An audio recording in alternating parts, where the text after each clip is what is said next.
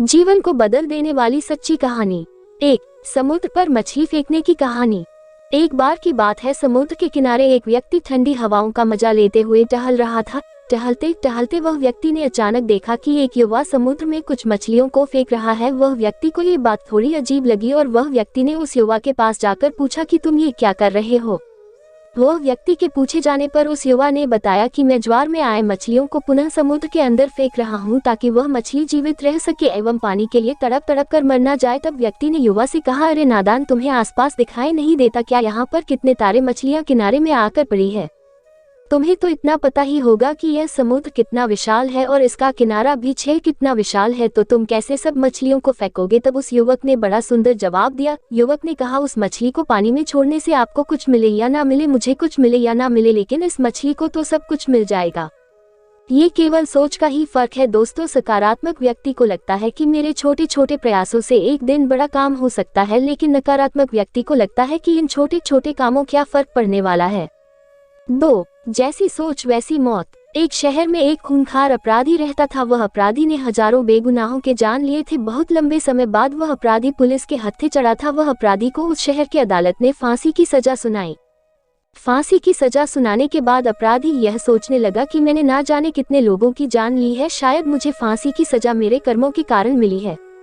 वहाँ के साइंटिस्ट एवं रिसर्च टीम को ये बात का पता चला। तब उन्होंने वहाँ के न्यायाधीश से जाकर एक बात कही। वहाँ के साइंटिस्ट ने न्यायाधीश से कहा कि वह अपराधी की मौत आप फांसी से करने वाले हैं, क्यों ना हम उसकी मौत दूसरे तरीके से करें जिससे वह अपराधी को मौत की सजा भी होगी एवं हमारा एक्सपेरिमेंट भी टेस्ट हो जाएगा।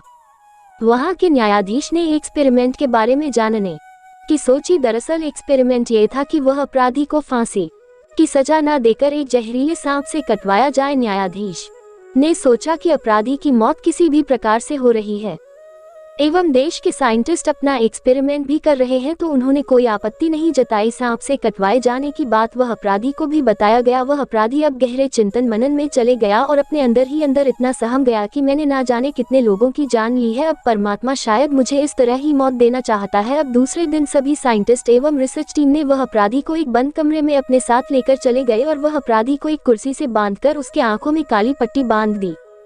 थोड़ी देर बाद वह अपराधी को 2 पिन चुभाया गया। वह अपराधी को लगा कि अब मुझे सांप ने डस लिया है और वह आधे घंटे में मर गया। दोस्तों, अब आपके मन में यह सवाल जरूर आ रहा होगा कि केवल पिन चुभाने भर से कोई कैसे मर सकता है, लेकिन वह अपराधी के दिमाग में नेगेटिव थॉट्स इतने घर कर चुके थे कि मुझे अब मरना है, मुझे मरने से कोई नहीं बचा। दिमागर जब उसे पिन चुभाया गया तब उसके दिमाग में सिग्नल देना चालू कर दिया कि तुम्हें सांप ने काट लिया है और धीरे धीरे तुम्हारे शरीर में सांप का जहर फैल रहा है और तुम मर रहे हो। ये सोच सोच कर कुछ देर बाद अपराधी मर गया। तो देखा दोस्तों, नेगेटिव थॉट्स आपको मार सकती है, इसलिए हमेशा मोटिवेट रहे एवं अपने जीवन में किसी भी क्षण पर नेगेटिव थॉट्स आने ना। 3 जिंदगी में अगर पैसा कमाना है। अगर आपको जिंदगी में कुछ पाना है या किसी मुकाम में पहुंचना है तो जीवन में सिर्फ पैसा ही आपकी मदद कर सकती है आपके मुकाम को पाने में। लेकिन आप मेहनत करते हैं, लगन से काम करते हैं, लेकिन फिर भी आपको क्यों हताशा हाथ लगती है? आइए इसे हम कहानी से समझें। एक बार एक आलसी लड़का, जो सचमुच बहुत ज्यादा आलसी था, वह एक आश्रम में रहता था। वह आश्रम के मालिक को गुरुजी कहा जाता था। किसी दिन गुरुजी एक दिन के लिए बाहर जाने वाले थे। तभी गुरुजी ने उस आलसी लड़के को अपने पास बुलाया और कहा, तुम जीवन में अगर बहुत सारा पैसा कमाना चाहते हो तो मैं तुमको एक काला पत्थर दे रहा हूँ। ये काला पत्थर चमत्कारी है। ये पत्थर से तुम किसी भी धातु को स्पर्श करोगे वह सोने का बन जाएगा। ऐसा कहकर वह एक दिन के लिए बाहर चले गए। गुरुजी ने कहा था कि मैं जब दूसरा दिन वापस लौटा तो तुमको वह पत्थर मुझे देना होगा। लड़का बहुत खुश हो गया और लड़का मन ही मन मुस्कुराने लगा और मन में सोचने लगा कि अब मुझे अमीर होने से इस दुनिया में कोई नहीं रोक सकता। वह लड़का बहुत ज्यादा आलसी था, इसलिए उसने सोचा मेरे पास पूरा एक दिन है और कल शाम तक का टाइम है, इसलिए मैं आज थोड़ा आराम कर लेता हूँ, कल सुबह लोहा खोजकर उसे सगया बनाऊंगा। वह सपने देखते देखते सो गया। दूसरे दिन उसने सोचा, इतना सुबह जाकर क्या करूँ, मेरे पास तो शाम तक का टाइम है। एक काम करता हूँ, अभी खाना खा लेता हूँ, उसके बाद दोपहर में बाजार जाकर लोहा खरीद आऊंगा। ऐसा कहकर वह आलसी लड़का सो गया। जब वह गहरी नींद में था तो वह अमीर होने के सपने देख रहा था। वह इतनी गहरी नींद में था कि कब दोपहर से शाम एवं शाम से रात होने वाली थी। तभी वह आलसी लड़का की नींद खुली। अब वह भागा भागा बाजार की ओर जा रहा था। इसी बीच रास्ते में उसे उसके गुरुजी मिल गया और उसने उससे काला पत्थर मांग लिया। तो देखा दोस्तों आपने, अगर आप किसी चीज को पाने की तमन्ना रखते हो तो आप जब तक वह चीज को पा नहीं लेते तब तक आप आलस बिल्कुल ना करें, इससे आप बर्बाद भी हो सकते हो। 4. टूटे दिल को कैसे जोड़े। एक कॉलेज में राहुल नाम का लड़का रहता था। राहुल ने कॉलेज इसी साल ज्वाइन किया था। राहुल बहुत खुशमिजाज था एवं वह अपने कॉलेज जाने से इतना खुश था कि पूछो मत। राहुल अपने क्लास में हमेशा मस्ती मजाक करता था, इसलिए उसके पूरे क्लास वाले भी बहुत खुश रहते थे। लेकिन अचानक एक दिन से राहुल दुखी रहने लगा। अब राहुल पिछले 10-12 दिनों से दुखी रहने लगा था। राहुल की खामोशी अब उसके शिक्षकों से भी नहीं देखी गई। तभी एक शिक्षक ने राहुल को कॉलेज के स्टाफ रूम में क्लास खत्म होने के बाद बुलाया और राहुल से उसकी खामोशी की बात उस शिक्षक ने पूछा। शिक्षक के पूछे जाने पर भी राहुल ने ठीक से जवाब नहीं दिया, लेकिन शिक्षक ने थोड़ी सख्ती के साथ पूछा तो राहुल ने कहा कि सर, दरअसल बात ऐसी है कि मैं एक लड़की से प्यार करता था, वह लड़की मेरा दिल तोड़कर चली गई, अब मुझे कुछ अच्छा नहीं लगता, मनो जिंदगी खत्म सी हो गई।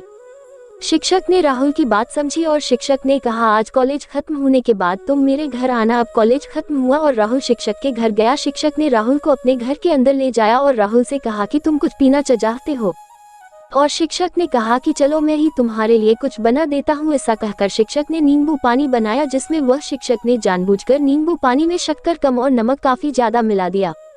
जब राहुल ने वह शरबत पिया तो राहुल का मुंह अजीब सा हो गया। उसने कहा कि सर, यह क्या है, ये शरबत में शक्कर कम एवं नमक ज्यादा है। तब शिक्षक ने कहा, कोई बात नहीं राहुल, मैं तुम्हारे लिए ये शरबत को फेंक कर दूसरा बना देता हूँ। तब राहुल ने कहा, सर, यह शरबत फेंकने की क्या बात है, आप इसमें शक्कर और डाल दीजिए, जिससे फिर से यह शरबत की मिठास वापस आ जाएगी।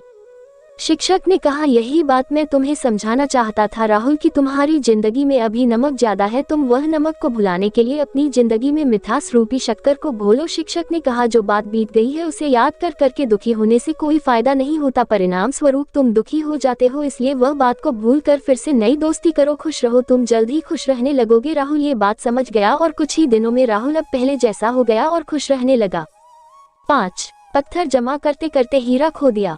एक शहर में बहुत बड़ा व्यापारी रहता था जिसका नाम धनीराम था। धनीराम का एक पुत्र था जिसका कोई संतान नहीं था। धनीराम को आप अपने घर में छोटे बच्चे की किलकारी सुनने की तीव्र इच्छा थी, इसलिए धनीराम अपने पुत्र से कहने लगा कि मुझे कोई पोता ला दो। धनीराम कितने अमीर थे कि वहां पर उनके जैसा अमीर कोई नहीं था, लेकिन वह अपने घर के वारिस अपने पोते नहीं होने के कारण दुखी रहते थे। भगवान ने आखिरकार धनीराम की बात सुन ली और उसके घर एक सुंदर बालक ने जन्म लिया। धनीराम बहुत खुश हुआ और उसके पुत्र एवं पुत्रवधू भी बहुत खुश हुए। धनीराम इतना खुश था कि उसने पूरे गाँव में ऐलान कर दिया कि आज हमारे घर में संध्या के समय एक बहुत बड़ा आयोजन रखा जाएगा। उस आयोजन में राजभोग होगा जिसमें सभी गांव वालों को आना है। गांव वालों के साथ साथ पास के एक गांव में जो छोटा व्यापारी रहता था उसे भी बुलाया गया। वह व्यापारी अपने काम में इतना मस्त रहता था कि उसे यहाँ तक की फुर्सत नहीं रहती थी कि उसने क्या पहना है और क्या खाया, लेकिन वह व्यापारी धनीराम को बहुत मानता था। वह व्यापारी धनीराम के घर संध्याकालीन राजभोग करने के लिए चला गया। जब वह व्यापारी धनीराम के महल पहुंचा तो धनीराम ने उसे देखा। वह व्यापारी के कपड़े फटे हुए एवं गंदे थे। धनीराम ने कहा, मूर्ख, तुम्हें पता नहीं आज हमारे घर कितनी बड़ी खुशी आई है और तुम कैसे भिखारी के जैसे आ गए हो। क्या तुम्हारे पास कोई धन का कपड़ा नहीं है? पहले जाओ और कुछ धन का कपड़ा पहनकर आओ, फिर यहाँ आना। धनीराम ने वह छोटे व्यापारी से ऐसा कहा।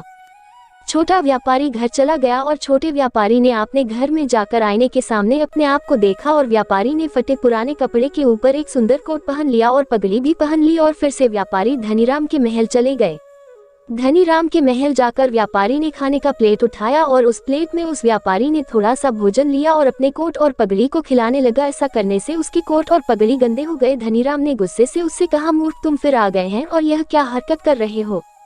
व्यापारी ने कहा, धनीराम जी, मैं कोट और पगड़ी को भोजन करा रहा हूँ। धनीराम समझे नहीं और उसने कहा, क्या बोल रहे हो तुम? तब व्यापारी ने कहा, जब हम किसी खास मौके में खाना रखते हैं, भोज रखते हैं, तो कुछ लोग यूं ही आते हैं ताकि औपचारिकता निभाया जाए और कुछ लोग दिल से आते हैं। कुछ लोग आपके साथ औपचारिकता से नहीं, दिल से जुड़े हुए हैं, इसलिए कभी भी उन्हें ठेस मत पहुँचाना, वरना आपको मालूम नहीं चलेगा कि पत्थर जमा करते करते कब आपने हीरा को दिया। दोस्तों, आपको जिंदगी बदल देने वाली कहानी कैसा लगा? दोस्तों, मैंने इस स्टोरी में सक्सेस, मॉरल, डिप्रेशन इत्यादि के साथ साथ स्टूडेंट्स को कुछ संदेश दिए हैं। ये कहानी आपको हार्ड वर्क करना सिखाती है एवं कुछ कहानी ऐसी है